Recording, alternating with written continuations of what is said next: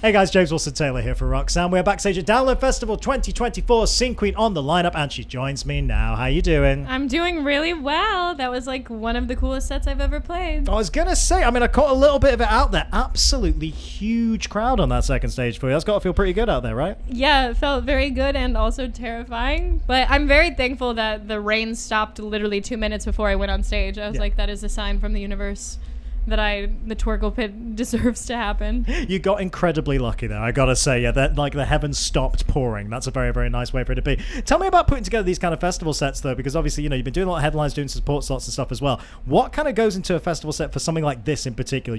It's the biggest stage. Like, do you have to do extra kind of crowd work? Is crowd work the word? You know what I mean? What's the kind of setup for you? So I feel like my main shtick anyway is like interacting with the crowd, which for festivals that can be really daunting because, you're not as close to them and you can't actually like audibly hear the feedback of the jokes that you're getting. Yeah. But I think like typically when I prepare a set, like for something like we did multiple festivals on this run and then had headline shows, we do the headline length set and then cut it down to whatever time that we need and then cut an extra song and give me 5 minutes to yap. And like, and then we're like, if there's extra time, we'll throw in a song. And we've never once gotten to throw in another song because I always use the full 5 minutes to yap to the crowd. I like to think that's written on the set list, like yap time. Yeah, there it is. There's designated yap hours because I love doing it. But honestly, like, I think the reception to the jokes today like went over well. So I'm very thankful because when it's a big set like that and like some of the people have never heard your music, I'm like, some of the jokes don't hit, but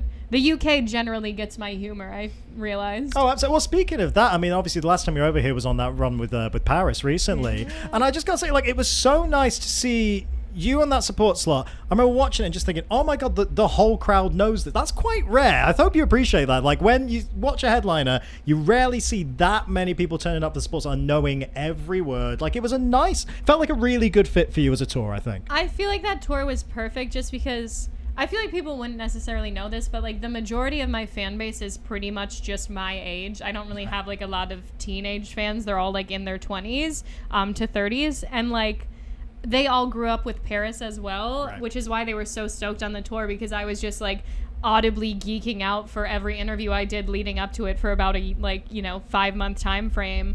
And then like they came out and then stayed for Paris and knew every single word to all of the Paris songs. So amazing. It was a perfect fit. And then obviously Lindsay is just a sweet, sweet angel and was so kind to us, and her entire crew was amazing. So I had so much fun on that tour. Yeah. That was like the first tour where, because we had a Manchester show get rained out because... Oh, yeah, I forgot about that. That was crazy. Yeah, the roof like flooded and everything. Yeah. But because we had like that day off and then just how it was routed, that was like the first tour that I finished it like not even tired. So we were all just like devastated for that tour to end because we're like, we have so much more left and we want to hang out still. Like, it'll happen again at some point. I'm sure it'll happen again. Hey, let's talk album. We can finally talk about it. This is exciting. This is very, very cool. Right. I love the fact that I remember we were talking ages ago when it was all the kind of Pink stuff being themed all the way through, and you're like, the album's gonna be slightly different, but when you see it, it makes sense. So I was looking through the singles and then, okay, it makes absolute sense. Yeah, the porn categories. But what I love about it as well is like, particularly in we've got to shout out the album art because it's like fitting the hot singles in your area, it's the pop-ups, all that stuff, but that's such a MySpace era internet. Yeah, like that's definitely. So good. And that's the thing, is I wanted the album to kind of encapsulate the early 2000s like in general with like reality TV, or like all of the music videos that I've done are kind of based around 2000s like chick flicks. Right, sure. And like I just think that era was a time where I was like still closeted, and like now getting to do an album about like figuring yourself out and finding yourself in your adulthood, but then paying homage to like growing up in that time frame was really cool for me. And yeah, that album artwork, I did 15 different looks and we shot the entire day and then we kept 5. And I was like, that's being an artist for you. That's like, it. That's an additional 10 outfits that I had to change into that day. That's bonus material. That's deluxe edition stuff. That's what that will come up there. Whips and Chains, I guess, is the most recent single we've heard from that. Tell me a little bit about when that one came together, all that kind of stuff. So Whips and Chains was, I think, like the 3rd or 4th song that I had written for the album.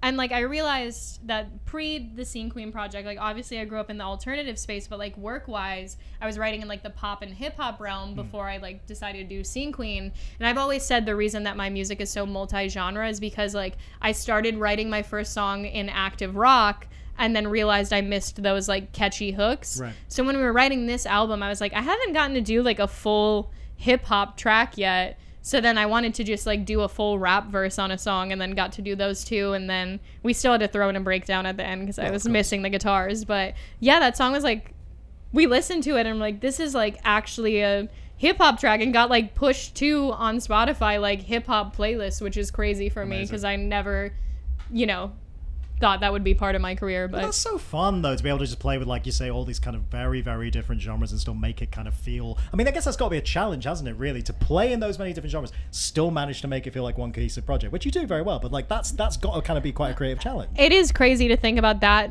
song came out like a mere 3 singles post MILF. Right. Like that Right. that was the Totally different. We went from like, MILF to Finger to Stuck, and then doing like a full on MySpace 2000s thing, and then just straight hip hop track. Yeah. And then the next single is so wildly different and like emotional, and people are not going to expect that, and it's actually a sad music video. And Wow. yeah. Hitting A lot all of layers. Yeah, this is great. A lot of layers kicking off. By the way, with MILF, I love the fact that you were on that country trend way before it all kicked off again. Nice. Evidently knew. Yeah. I had spent the summer in Nashville when we wrote that track, and I was just like hanging around so many like country writers that I was like kind of poking fun at my friends a little bit, but also like I love country and I grew up listening to country because it's kind of like what my mom listens to.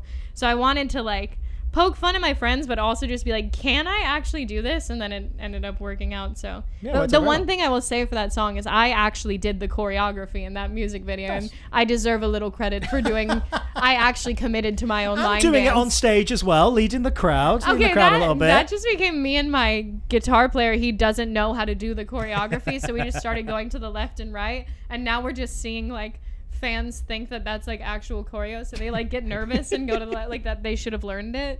It's nice to have a move you can replicate on a festival or something Yeah, like that. definitely. Get them crab walking. It's all good.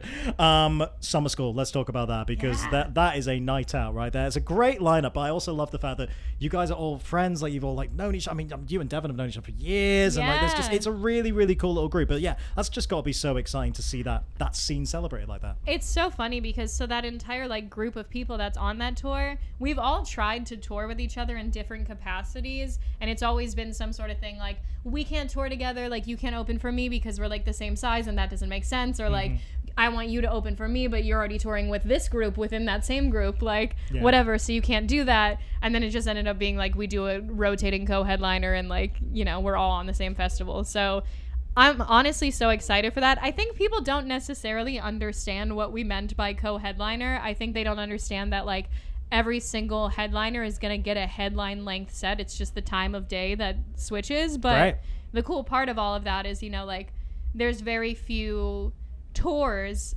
Obviously, like it's a thing with festivals, but like just straight tours where you're like highlighting the importance of music discovery. Like you have to show up when it starts to see your favorite band, because if you don't, you're going to miss them, and you might have to wait till the end of the set or like show to watch them. So you might get to find 4 new bands that you really love. So I'm stoked on it. And yeah, I'm trying not to yap the entire tour and lose my voice, because it is, again, friends I've had for years. Devin specifically from Honey Revenge I've known now for like 8 or 9 years. Amazing. And then we're not doing VIPs or anything, so we're all like hanging out at our own merch booths for the majority of the time. So it's going to be a lot of talking. It's so fun, though. I just love that. Yeah, no, it's a proper old school spirit, too, as well. It's just very, very cool to see that one. Definitely. Long may it continue. It's going to be good. I'm going to leave you with our standard festival question. You know the drill. You've answered it many times at this point. But it's a big old lineup at Download. Yeah. Anyone out there that you've not worked with before or not toured with before that's here this weekend that you think that would be a cool fit for something with Seeing Queen? I literally just talked to them before I went on stage, but it was Hannah BA. They had to like run to go to another festival, I guess. Like they literally are flying out today. But they...